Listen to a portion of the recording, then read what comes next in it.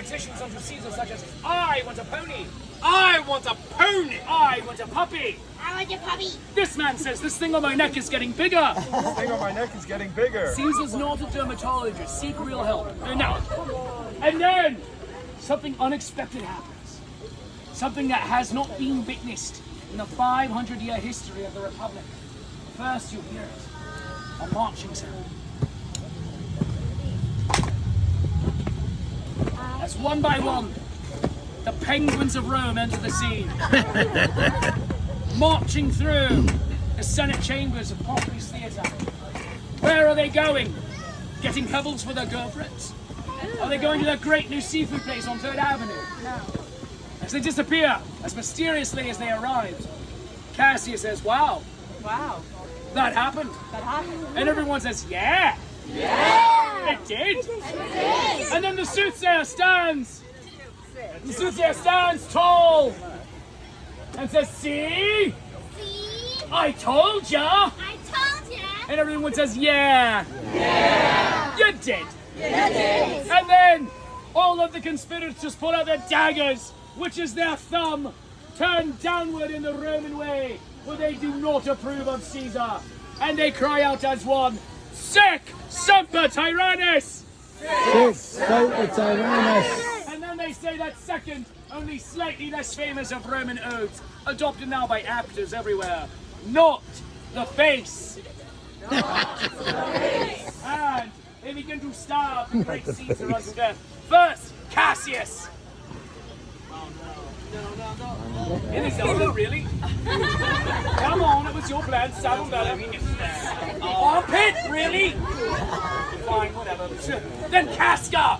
No, please, no. Oh! Dude, we just went through this! Not the face! Where do we not go? Do it again, better. And then, Sinner! Get up there, bud. And then, Vitalis Kemba, because you're gonna die. Vitalis Kemba. You know what? It might be awkward, but even the soon-to-be dead guy likes it. And then, Brutus steps forward with the unkindest cut of all. No, you're like. And Caesar delivers his first actual line of the play. Not one's made up by him, but from the actual play. Saying, "Et tu, Brute." Et tu, Brute. And Brutus stabs him. For the Watch. Wow. Wow. Nerd. Alright. Caesar dies. To death. More dead. All the way dead. Stick your tongue out so we know it's real. I need all of you in the back rows to stand up and look at this insanely awkward costume. Stay. That this man chose on his own. Do you need to die in a more comfortable position? Oh my God! That was freakish, alright? That looked like a body breaking in reverse order. Like, we were watching the reverse thing of something that happened in Terminator 2, Judgment Day. The best of the Terminator films, and I will fight you. I will fight you, small child. How dare you say otherwise? Not you, you're medium, sit down. So, at this point, where were we? Yes, at this point, Brutus says, let us bathe our hands in his blood. Let us bathe our hands in his blood. And Cinna and Casca get weirded out by that and they leave awkwardly. And then, no, you're Cassius, you're here for it. You're here for the duration. And then Antony stands and enters. Antony stands and enters. He says, peace! Peace! Allow me to speak at his funeral. Allow me to speak at his funeral. Caesar was my friend. Caesar was my friend. And Brutus. And Brutus. You're having an excellent hair day. And Cassius says, trust him not. Trust him not. Brutus says, it's fine. It's fine. Who would lie about such things? Who would lie about such things? And these two run away laughing into the night. Look how evil that laugh's getting. Look who's done an evil laugh. It's you, I think. It's you. You've done the evil laugh. Well done. Antony stands over his dead friend and says, Caesar's soul shall be revenged. Caesar's soul shall be revenged. Cry havoc. Cry havoc. Cry havoc. And let's slip the dogs of war. Let's slip the dogs of war. And so we go to Caesar's funeral, and you know that is where we are, for he is now lying in a far more dignified pose. More dignity, Caesar. Caesar, more dignity. Flat, flat. No, not this snow angel. No. Like this. Cross your ankles. Ladylike. There we go. All right. And Antony delivers this famous oration, saying, "Friends, Friends, Romans, Romans, countrymen, countrymen, lend me your ears. lend me your ears. I come to bury Caesar, I come to bury Caesar, not to praise him." not to praise him. And then he begins to give it the full Shatner, saying, "Oh, my friend, oh, my friend, Oh, my friend, I can say, I can say, but this, but this, of all the souls of all the swords I have encountered I have encountered in my travels, in my travels, his was the most his was the most Roman." Roman. And the crowd begins to hum Amazing Grace as if played on the bagpipes.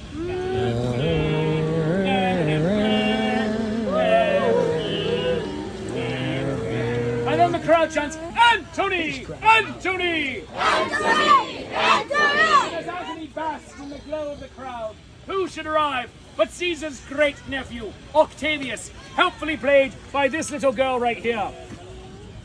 Hello. They shake hands over the body, for that is dramatic.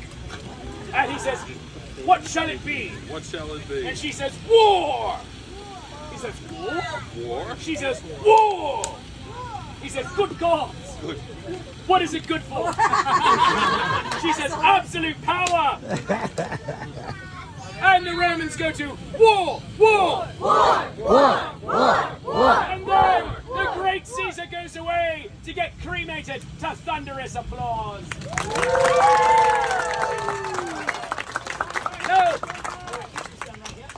All right, now the Romans are at war with brother against brother, Roman against Roman, seatmate against seatmate, people turning to their friends and having slappy fights. Brutus and Cassius are over here on the plains of Philippi, arguing amongst themselves, All right, sure. with Cassius yelling at Brutus, "This is your fault, This is your fault. for you let Antony live." For you that Antony live. And Brutus says, "He said I was having a good hair day." He said I was having a good hair day. And then Cassius gets mean and she gets nasty and says, "Brutus, Brutus, you're useless. You know what I'm gonna do? you know what I'm gonna do? I'm gonna take your mother, I'm gonna take your mother, Dorothy Brutus, Dorothy Brutus, out for a nice seafood dinner out for a nice seafood dinner, and never call upon her again." and never call upon her again. Brutus falls to her knees and cries out, "Dorothy Brutus is a saint!" Dorothy Brutus is a saint. Dorothy Brutus says I said. Let's leave the mothers out of this. Meanwhile, over here, Antony turns to his brand new best friend and he says, "Do you believe we shall triumph?" You believe we shall triumph. My brand new best friend. My brand new best friend. And Octavius turns to the crowd and says, "By Jove and Baby Yoda, we shall and all meet again in Julius Caesar Part 2. Toga, toga, toga." And then over here, Cassius feels bad about what she said about Brutus' mother and apologizes. I'm sorry about what I said. Do you accept? I accept. Oh, that's big of you. Right. And then, That's being small. oh, I see what you did there. And then Cassius delivers this actual line from the play, turning to the crowd dramatically, taking in a deep and cleansing breath, saying, "Today Today is my birthday." is my birthday. Did you get her anything? Cheapskate? All right. And then Antony cries out to the Roman archers, "Archers, Archers, fly!" fly. The Roman archers hold up their bows, reach into the quiver for an arrow, knock it into place, pull back on the string, and begin to shoot each other in the face. Oh my God! Why is this kid not dying? And then Antony gets on his horse and he charges into battle with the cavalry. Keep going. You should hear him giggle. This is amazing. And Cassius is deathly afraid of horses. She screams. She screams better. She screams like she's about to die. Why were they on the same screen? She pulls out the dagger, the very one used to kill Caesar, and stabs herself in the face. Not the Everyone says, face. no! Not the face! And she dies. To death. More dead. All the way dead. Stick your tongue out to me now, Jill. Yes. Brutus cries out, I shall not be upstaged! I should not be upstage. She runs to the Scotsman in the back. Hands him her dagger. She runs back over here. He holds it out like this. She turns, runs, and impales herself on the dagger. No. We're gonna do this again. All right.